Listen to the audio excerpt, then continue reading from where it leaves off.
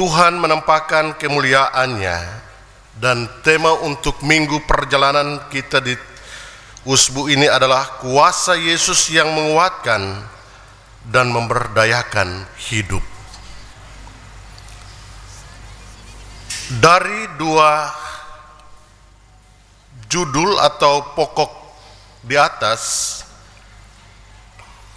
sesungguhnya mengisahkan tentang siapa Yesus dan bagaimana kuasa keilahiannya dalam melawat, menjaga, dan memelihara seluruh kehidupan manusia dan dunia.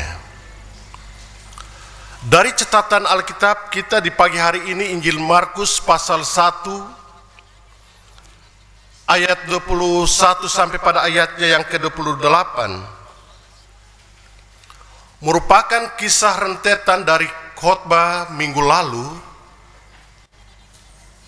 tentang seleksi terhadap kaum atau murid-murid Kristus, murid Yesus. Berbicara tentang panggilan, maka berbicara tentang kerelaan diri, berbicara tentang penyerahan seluruh totalitas diri untuk dikuasai dan menjadi orang yang mau mengikuti orang yang memanggil setiap kita. Maka dalam catatan Alkitab di pagi hari ini mengisahkan bahwa para murid-murid ketika mendapatkan panggilan, mereka lalu melakukan apa yang menjadi panggilan Tuhan bagi hidup mereka, meninggalkan seluruh tataran kehidupan, meninggalkan apa yang menjadi keegoan hidup mereka, dan mengikuti Kristus Yesus dalam seluruh perjalanan hidup. Kita melihat dalam ayat 21 sampai pada ayatnya yang ke-22 bagian pembacaan firman Tuhan kita di pagi ini. Di sana penulis mengisahkan bahwa Yesus bersama dengan murid-muridnya ketika berada di Kapernaum. Artinya mereka melakukan sebuah pergerakan, meninggalkan tempat di mana terjadi pemanggilan dan seleksi terhadap para murid-murid.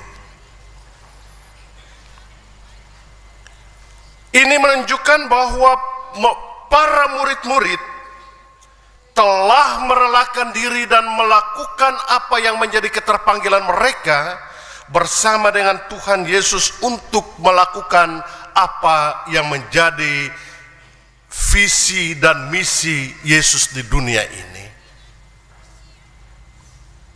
Barang tentu kalau kita berbicara tentang visi dan misi Yesus, maka tidak lain dan tidak bukan adalah untuk menyelamatkan, mengangkat dan menyelamatkan orang-orang berdosa. Saya, Bapak, Ibu, Saudara sekalian, tanpa terkecuali siapapun dia yang berada di bawah kolong langit ini yang tidak melakukan tindakan perbuatan dosa, maka di dalam kehadiran Kristus Yesus yang adalah Tuhan dan Penyelamat,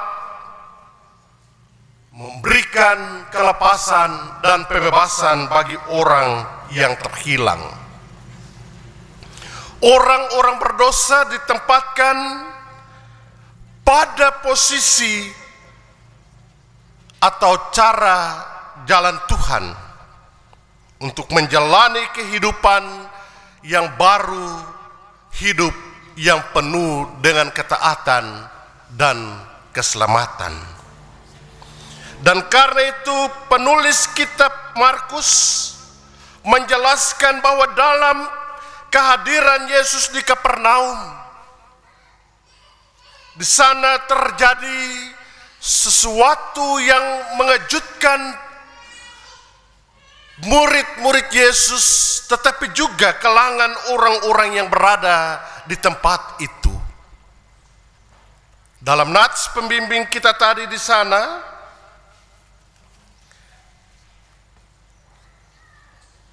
dikatakan, "Apa urusanmu dengan kami, hai Yesus orang Nazaret? Engkau datang hendak membinasakan kami? Aku tahu siapa engkau yang kudus dari Allah." Ini adalah respon yang disampaikan oleh pedosa atau iblis. Iblis mengetahui persis siapa itu Yesus Kristus dalam kehadirannya di tengah-tengah kehidupan umat manusia dan dunia. Dan oleh karena itu dalam respon iblis, dia memunculkan sebuah pertanyaan, "Apa urusanmu dengan kami? Sehingga engkau datang di tempat ini untuk membinasakan kami." Kalau kita mencermati dan memahami bagian ini secara baik, maka sesungguhnya sebuah pernyataan dan pengakuan tentang kehadiran Yesus sebagai Allah yang berkuasa, Allah yang memiliki kedaulatan dan otoritas untuk menyatakan pembebasan dan kelepasan bagi orang-orang yang terpuruk hidupnya. Tidak terkecuali siapapun. Tetapi untuk mendapatkan pembebasan dan kebebasan itu hanya diberlakukan kepada orang-orang yang bertobat. Orang-orang yang mau menyadari dirinya sebagai orang yang bersalah di hadapan Tuhan yang Maha Kudus. Dalam pengakuan iblis tadi, dia katakan, "Aku tahu bahwa engkau datang dari Allah yang kudus." Catatan penting bagi kita, Bapak Ibu Saudara. Dan karena itu setiap kehidupan orang-orang yang telah mengambil jalan Tuhan atau hidup di dalam cara jalan Tuhan adalah orang yang berbahagia. Bapak Ibu berbahagia ya? Atau tidak kalau hidup di dalam jalan Tuhan? Siapa yang tidak berbahagia kalau dia hidup dalam sebuah jalan yang penuh dengan keselamatan? Siapa yang tidak bahagia? Angkat tangan. Tetapi kebahagiaan itu harus dibayar dengan sebuah tindakan pertobatan. Minggu lalu dalam khotbah dikatakan demikian ya, Bapak Ibu teman-teman majelis. Orang yang mendapatkan kemuliaan Allah itu hanya ada dalam sebuah pertobatan. Sebab kalau tidak demikian, maka kemuliaan Allah itu tidak dinyatakan kepada mereka. Sebab apa? Allah kita adalah Allah yang kudus, Allah yang membenci terhadap kekejian, dosa dan salah. Tidak ada seorang pun yang datang kepada Bapa kalau tidak melalui Kristus yang adalah kudus.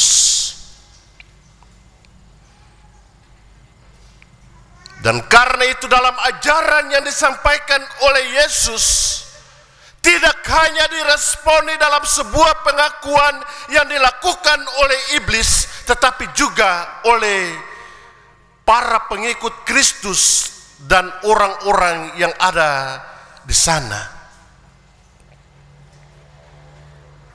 Respon yang disampaikan oleh pengikut Yesus pada saat itu, murid-muridnya bersama dengan orang-orang yang menyaksikan kemuliaan itu, mereka katakan ini adalah sebuah ajaran yang baru. Kalau kita melihat dalam ayat 27 di sana ya, bagian pembacaan firman Tuhan kita tadi, bahwa perbuatan ajaran itu sepanjang perjalanan mereka dengan ahli-ahli Taurat, orang-orang Farisi, tidak pernah mereka melihat kejadian atau persoalan sebesar itu. Tetapi hanya bersama dengan Yesus, maka tindakan itu dinyatakan dalam kemuliaan. Karena dia memiliki otoritas, kekuasaan, keilahian untuk memberikan kelepasan, pembebasan, dan keselamatan bagi dunia dan manusia. Walaupun demikian Bapak Ibu Saudara, Yesus tidak menempatkan diri sebagai orang yang harus menjadi orang yang dimuliakan atau Allah yang dimuliakan. Kita melihat ayat selanjutnya dalam bagian nats introitus kita tadi. Tetapi Yesus menghardiknya, katanya, diam, keluarlah daripadanya. Itu menunjukkan bahwa Yesus menempatkan diri dalam keilahiannya, dalam sebuah ketaatan dan kerendahan hati. Sebagai manusia dia hadir, sebagai manusia merasakan apa yang menjadi bagian penderitaan, kesusahan yang dialami oleh manusia. Walaupun dia memiliki otoritas dan kekuasaan keilahiannya,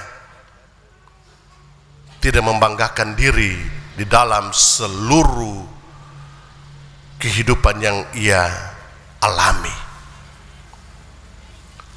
Perkataan diam kepada sang iblis menunjukkan bahwa Yesus dalam seluruh tataran pengajarannya hendak melakukan apa yang harus menjadi perintah sang Bapa, yaitu mendapatkan jiwa yang terhilang karena dosa. Tetapi orang-orang yang telah mendapatkan keselamatan dan pembebasan dari Allah di dalam Kristus, mereka telah mendapatkan kehidupan yang baru dan menjadi pemberita dan saksi bagi nama Tuhan. Kita dalam panggilan sebagai orang-orang percaya memiliki respon panggilan kita untuk memberitakan dan menyatakan kemuliaan Allah bagi isi dunia. Kita coba untuk melihat dalam Matius pasal 28 ayat 19 di sana ya Bapak Ibu. Ayat 19 dan ayat 20. Itu adalah sebuah tindakan yang diberikan bagi kita untuk menjadikan semua bangsa menjadi murid Kristus. Mengajarkan mereka mengenali Kristus yang adalah Tuhan dan penyelamat. Tetapi juga kita harus menyadari bahwa tugas dan tanggung jawab yang besar itu, kita tidak hanya melakukan apa yang menjadi perutusan yang diberikan kepada kita, tetapi hal yang terpenting dan menjadi kekuatan bagi kita adalah Yesus sendiri akan menyertai kita sampai pada kesudahan zaman. Artinya bahwa setiap orang percaya yang dipanggil oleh Kristus Yesus tidak melakukan tugas dan panggilan itu secara kekuatannya sendiri. Tidak berpikir sendiri, tidak melakukan sendiri, dan tidak berjalan sendiri. Tetapi Kristus Yesus yang mengutus kita, Bapak, Ibu, Saudara, dan saya, Yesus menyertai sampai pada kesudahan zaman ini. Maka sesungguhnya tugas dan tanggung jawab pemberitaan itu walaupun berat, tetapi kita harus memiliki sebuah keyakinan bahwa Tuhan kita memberikan jaminan keselamatan dan pembebasan, jaminan penyertaan bagi orang yang berharap baginya. Dari tugas dan tanggung jawab menjadikan segala bangsa menjadi murid Kristus, itu melekat pada panggilan orang-orang percaya. Kita pergi dan mengajarkan tentang perbuatan-perbuatan Kristus yang menyelamatkan, membebaskan, dan menghidupkan setiap kehidupan kita.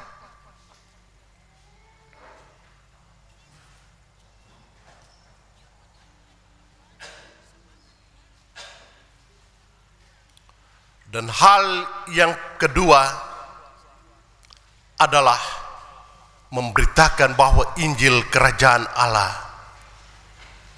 dengan segala jaminan keselamatan telah dianugerahkan bagi kita. Injil keselamatan itu memberikan sebuah kehidupan baru bagi setiap orang yang terhilang karena perbuatan dosanya. Segenap kehidupan umat manusia ini terpuruk oleh karena perbuatan dosa. Dan karena itu Rasul Paulus berkata dalam Roma pasal 3 ayat 23 dan Roma pasal 5 ayat 1, 2 dan 3 dan ayat yang ke-6, kalau kita memperhatikan di sana. Setiap kehidupan kita telah hilang binasa karena perbuatan dosa kita, tetapi di dalam anugerah kasih karunia Allah kita mendapatkan kehidupan yang baru.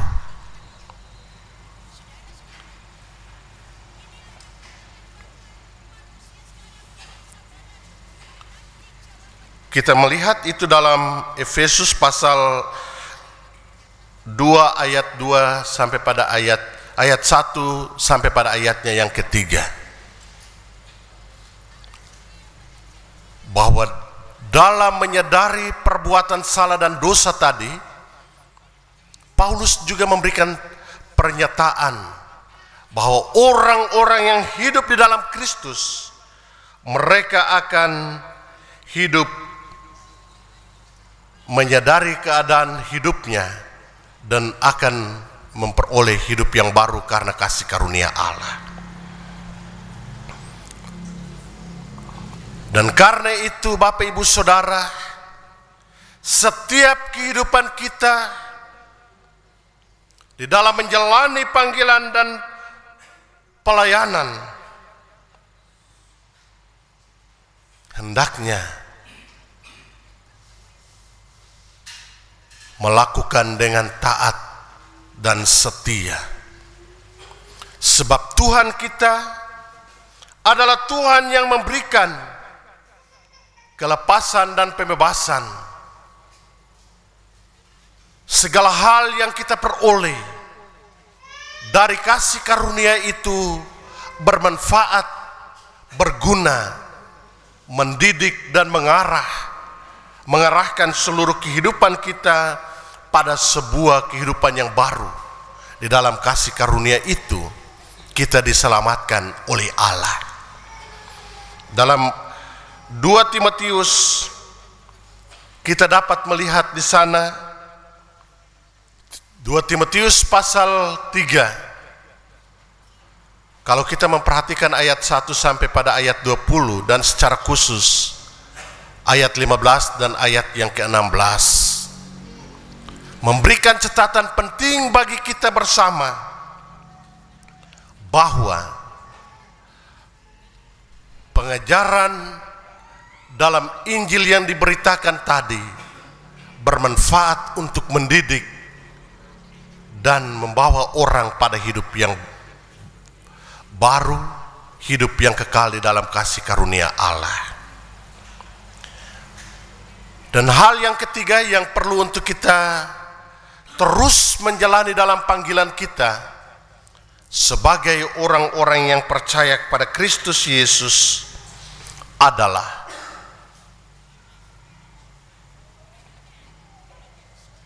jaminan penyertaan Kristus yang menyelamatkan tadi, bahwa dalam memberitakan Injil Kristus kita semua memiliki sebuah panggilan yang sama.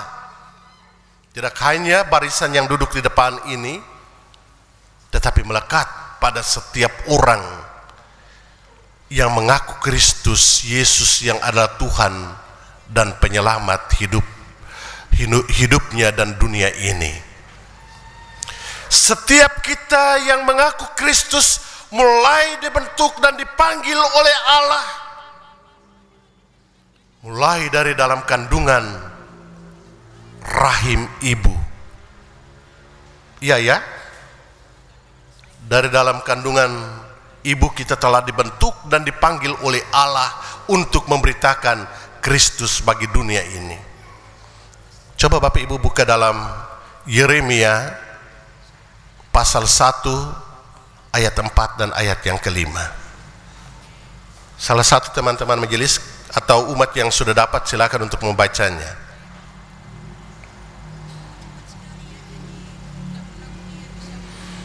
Yeremia pasal 1 ayat 1 dan ayatnya yang keempat, ayat 3 dan ayat yang keempat.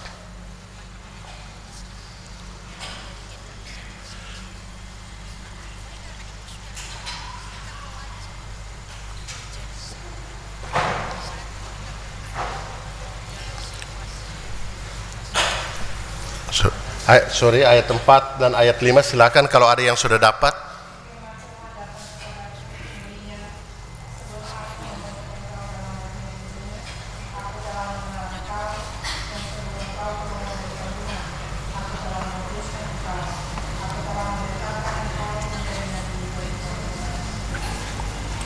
Saya ulangi, firman Tuhan datang kepadaku bunyinya, sebelum aku membentuk engkau dalam rahim ibumu, aku telah mengenal engkau, dan sebelum engkau keluar dari kandungan, aku telah menguduskan engkau. Aku telah menetapkan engkau menjadi nabi bagi bangsa-bangsa. Wow, luar biasa. Orang bilang baru jadi embrio saja, ya, baru bibit saja, sudah diutus, dipanggil dan diutus. Siapa kita? Pertanyaan baliknya adalah siapa kita manusia?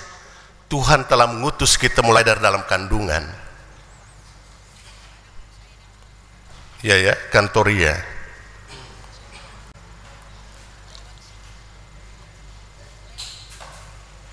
Kita tidak lebih daripada kerapuhan orang berdosa, tetapi justru ditempatkan oleh Allah pada tempat yang sangat mulia untuk menjadikan kita menjadi orang yang terhormat bagi dunia ini. Bangga ya Bapak Ibu? Namanya bangga? Ditempatkan di tempat yang maha mulia untuk menjadi berkat bagi orang lain. Itu artinya bahwa setiap kita memiliki panggilan yang sama, memberitakan Kristus yang sama kepada semua orang dengan penuh keadilan. Tetapi dalam memberitakan Injil itu yang diingatkan oleh Rasul Paulus dalam 2 Timotius tadi, yaitu untuk menegur, mendidik, dan membangun kehidupan yang penuh dengan kesadaran iman. Orang yang tidak bertobat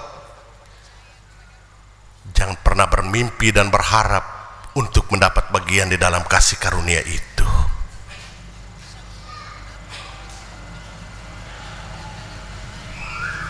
Dan karena itu Bapak Ibu, sesuai dengan tema kita tadi,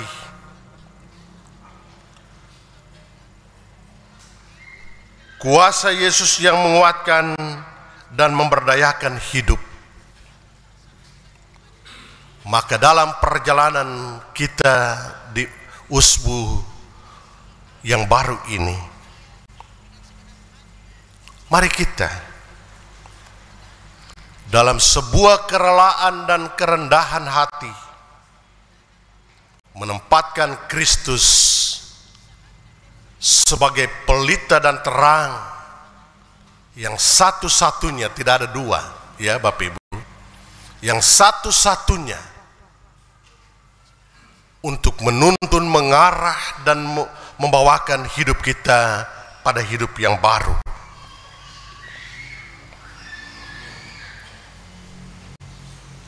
Daud dia berbicara bahwa terang Kristus itu adalah pelita bagi kakinya dan terang pada jalan hidupnya.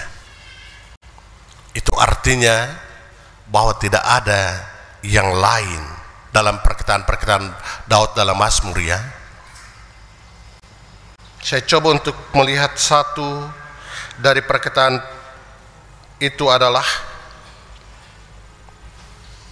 Mazmur 119. Di sana mengisahkan tentang itu, ayat 100 sampai pada ayat 105. Kita menjumpai di sana tentang kehidupan dan terang itu sebagai jaminan hidup kita. Maka perlu untuk kita mengimani dalam sebuah keyakinan yang sungguh bahwa orang yang melakukan apa yang benar, apa yang baik, dan apa yang adil, dan apa yang menjadi kehendak Kristus, dia tidak pernah akan mengalami datangnya kesusahan. Walaupun kesusahan itu bagian daripada kehidupan, tetapi ada pertolongan Tuhan. Amin. Kita melihat dalam Mazmur pasal 1 ayat 1 sampai pada ayat yang ketiga.